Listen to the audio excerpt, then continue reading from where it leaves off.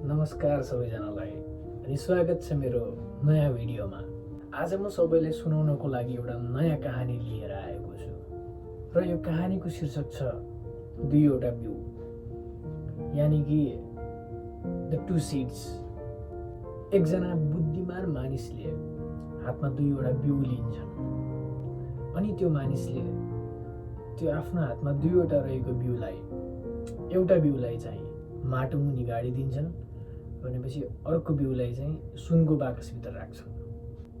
जुन बाकसभित्रको बिउ हुन्छ त्यो चाहिँ एकदमै गर्वले मुस्कुराइरहेको हुन्छ अनि त्यो बिउले सोध्छ कि न त मलाई पानीले भिजाउन सक्छ, न त मलाई किराले खान सक्छ, म त एकदम सुरक्षित छु, मलाई केही पनि हुँदैन।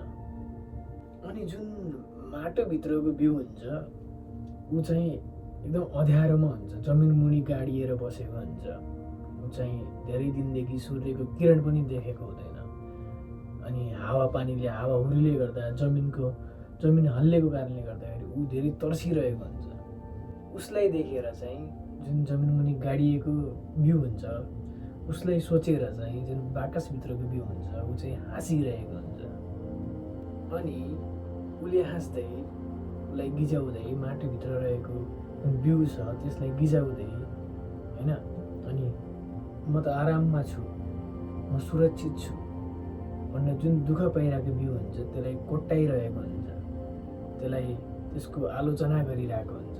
धेरै समय बितिसकेपछि जुन माटोभित्रको बिउ हुन्छ बिउ फुट्छ।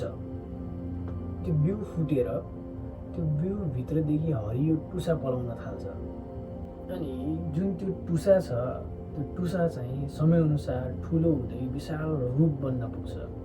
विशाल रूप बनिसकेपछि त्यसमा चराहरूले आएर गुड बनाउन थाल्छन्, मान्छेहरू आएर त्यसको छाहारीको छाया ताप्न थाल्छन्, बच्चा बच्चीहरू आएर त्यसको मुनि खेल्न थाल्छन् होइन। अनि केही समयपछि त्यसमा भएको जुन फल हुन्छ त्यो फल टिपेर मान्छेहरूले खान थाल्छन्, आनन्द लिन थाल्छन्।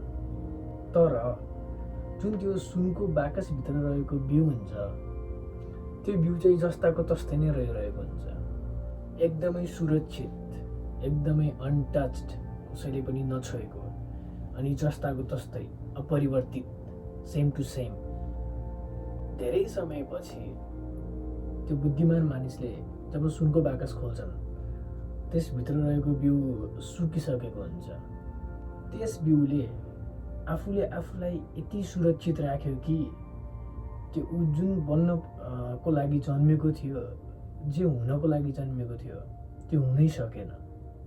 त्यस बुद्धिमान मानिसले त्यो बिउलाई शान्त स्वरमा भन्छन्, जीवनले हरेक जोखिमबाट भाग्ने मान्छेहरूलाई पुरस्कार दिँदैन, जीवनले बढ्न साहस गर्नेहरूलाई सम्मान गर्छ।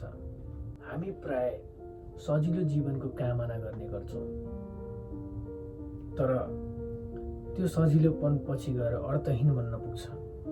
पीडा सधैँ सजाय हुँदैन, कहिलेकाहीँ त्यो तयारी पनि हुन्छ।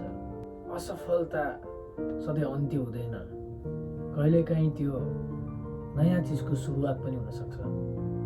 जीवनको सबैभन्दा ठुलो दुःख लड्नु होइन, जीवनको सबैभन्दा ठुलो दुःख त डरको कारणले गर्दाखेरि पहिलो पाइला नै नचाल्नु हो।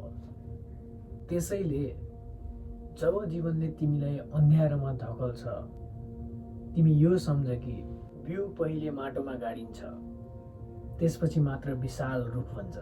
आज तिमीलाई जुन जीवन अन्त्य लागिरहेको छ, जीवनको अन्त्य लागिरहेको छ त्यो नै तिम्रो जीवनको राम्रो उपलब्धिको सुरुवात पनि हुनसक्छ भनेर त्यस जुन बुद्धिमान मान्छे हुन्छ, जुन त्यो मानिस हुन्छ उसले चाहिँ आफ्नो बाकसभित्र रहेको सुकेको बिउलाई चाहिँ उसले सुझाव दिन्छ, सन्देश दिन्छ।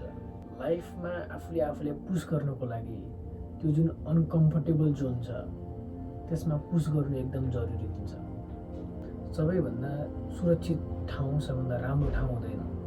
आज हामीले भोगिरहेको जुन दुःख छ, जुन च्यालेन्जहरू छ, जुन चुनौतीहरू छ त्यसले नै पछि गएर हामीलाई वाइज होइन, इन्टेलेक्चुअल, बुद्धिमान र अनि उपलब्धि हासिल गर्नको लागि सहयोग गर्नेवाला हुन्छ। यो कथाले दिन खोजेको सन्देश नै यही हो।